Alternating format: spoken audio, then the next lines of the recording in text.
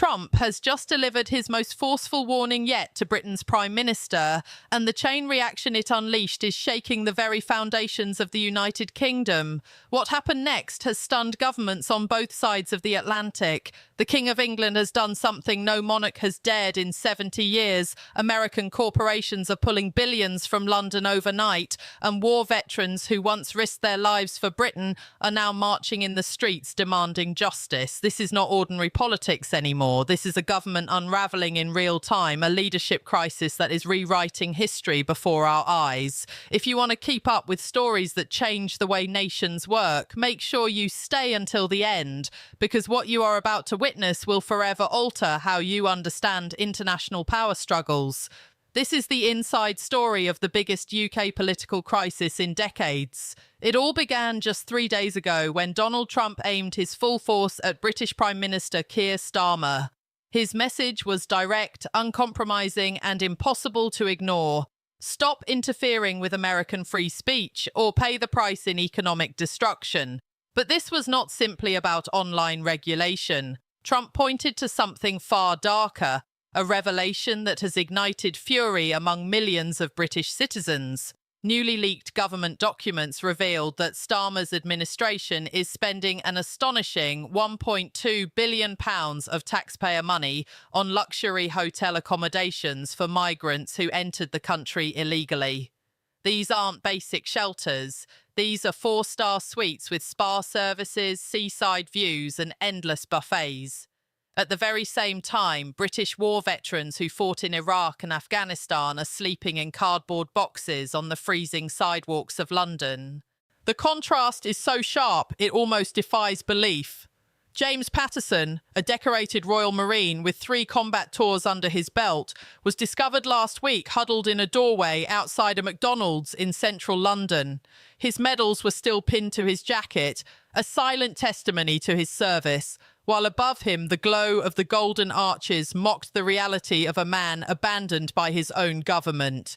Meanwhile, the migrants housed at public expense are photographed enjoying spa amenities and breakfast spreads fit for tourists on holiday. For ordinary citizens, the moral outrage is overwhelming. Even members of Starmer's own Labour Party are unable to defend it. The nation has reached a breaking point. Trump's counterattack was immediate and calculated.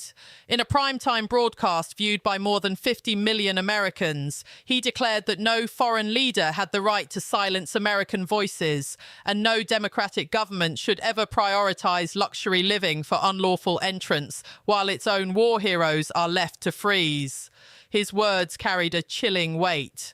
Britain has forgotten what it means to honor those who serve, he said. While companies are punished for speech and veterans are treated like refuse, this will end now. Within hours, the financial shock began. Major US technology giants held emergency boardroom sessions. Plans to relocate offices out of Britain were drafted overnight. Billions were wiped from British tech markets in just 48 hours. The US-UK trade negotiations, worth hundreds of billions of dollars, were quietly shelved. The message was clear. America was pulling the economic plug on Britain until Starmer reversed course. And then, something happened that no one in Westminster ever predicted. King Charles III, who for 7 decades of monarchy had followed the royal code of silence in political matters, shattered that tradition in a single speech. At a charity gala for veterans, the king delivered remarks that shook the political establishment to its core. "Those who have served this nation with honour and courage," he said with deliberate emphasis, "deserve our care before all others." The phrase "before all others" sent shockwaves through the audience. Everyone present knew what it meant. The king himself was publicly condemning the policy that put illegal migrants in luxury hotels, while British veterans slept on cold streets. For the first time in modern history, Britain's monarch appeared to stand shoulder to shoulder with a foreign president, effectively rebuking his own prime minister in the process. Palace insiders quickly revealed that Charles had been quietly funding emergency shelters for homeless veterans out of his personal resources, covering costs the government refused to pay. The optics were devastating. a king stepping in where the elected government had failed, using his own wealth to do what the Prime Minister would not. The moral blow to Starmer's leadership was beyond repair. Social media erupted instantly. The hashtag #VeteransFirst exploded across the internet, trending globally for 6 days without interruption. Over 45 million engagements flooded every platform. Professionally edited videos showed split-screen comparisons of veterans in wheelchairs begging outside grocery stores while migrants enjoyed champagne brunches in 4-star hotels. The imagery was too powerful to ignore. Even mainstream broadcasters, normally reluctant to criticize the sitting government, were forced to run the story night after night. On the streets, the outrage became physical. Protests erupted in London, Manchester, Birmingham and Liverpool. These were not fringe movements. They were families, military associations and middle-class citizens demanding moral justice. Their chant echoed through Parliament Square: "Homes for heroes, not hotels for migrants." The crowds grew by the day. Westminster Bridge was closed as thousands of veterans, some missing limbs, rolled forward in wheelchairs, holding placards that asked a single haunting question: why are we forgotten? Inside the halls of power, the collapse accelerated. Cabinet meetings dissolved into shouting matches. Senior Labour MPs begged Starmer to reconsider his policy, fearing the annihilation of their careers. Over 40 backbenchers publicly distanced themselves from the Prime Minister, declaring his decision politically indefensible. Nigel Farage and Reform UK surged in the polls, capitalising on the crisis with a clear campaign slogan: "Veterans First." Within a week, they gained 8 points in national polling, pulling disillusioned working-class voters away from Labour in droves. The crisis rippled far beyond Britain's shores. In Washington, Canberra and Ottawa, headlines screamed of betrayal. European Union officials quietly voiced concerns that Britain was sliding toward authoritarian control under Starmer's censorship policies. Investors fled. Google announced it would relocate its European content moderation division from London to Dublin. Microsoft began shifting major operations to Frankfurt. Treasury insiders admitted that hundreds of billions in trade and investment were at risk. The economic vision Starmer had promised after Brexit was collapsing like a house of cards. But the deeper wound was not economic. It was moral.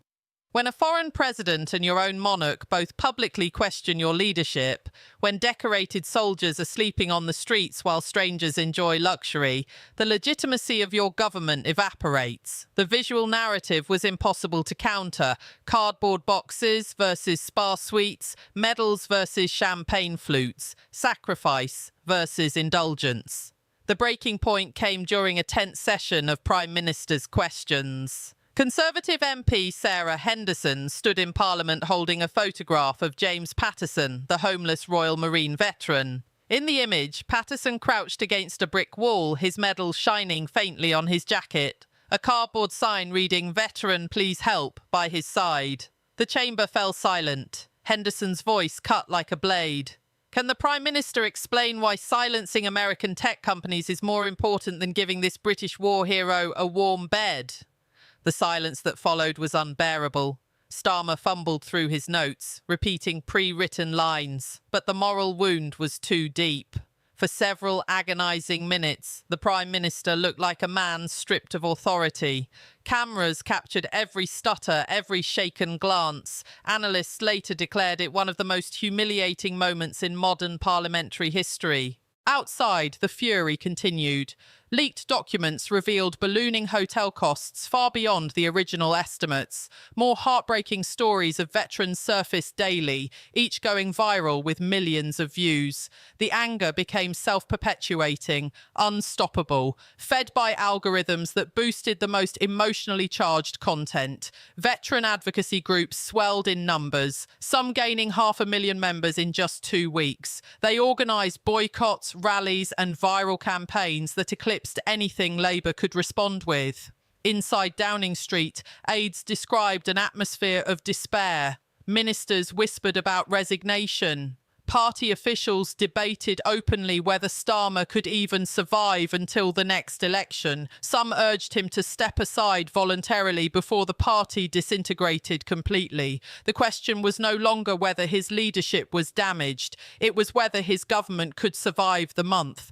Political scientists now agree this was the moment Starmer lost moral authority, perhaps forever. The spectacle of a monarch siding with a foreign leader against his own prime minister will be remembered as one of the most devastating blows to any British government in living memory. Trump's warning was more than rhetoric about free speech. It was a demand for moral clarity, and on that stage, Starmer failed utterly. The legacy of this crisis will not be measured in polling numbers or economic reports. It will be remembered in images: a veteran in a cardboard box outside a fast food restaurant, a king declaring before all others, and a prime minister staring blankly at his notes while the nation turned against him. Historians will write of this as the textbook case of leadership collapse, a moment when political spin was obliterated by the raw power of moral outrage. And so Britain watches day by day as a government unravels in full public view. What began as a battle over online speech has grown into a seismic reckoning over loyalty, morality, and national identity. The aftershocks will be felt for years, reshaping alliances, redefining priorities, and rewriting the very story of Britain's political future. The only question that remains is whether Keir Starmer can cling to office even one more month, or whether history will record his downfall as one of the fastest political implosions in modern times. What do you think? Has Starmer crossed a line that voters will never forgive? Is this the final chapter of his political career? Share your thoughts below. We read every single one. And if this story shocked you as much as it shocked millions across the globe, spread it, because what's happening right now in Britain is too important to ignore. The mainstream outlets may not tell the full truth. But here you now see the reality: a nation divided, a government in crisis, and a prime minister fighting not just for power, but for survival.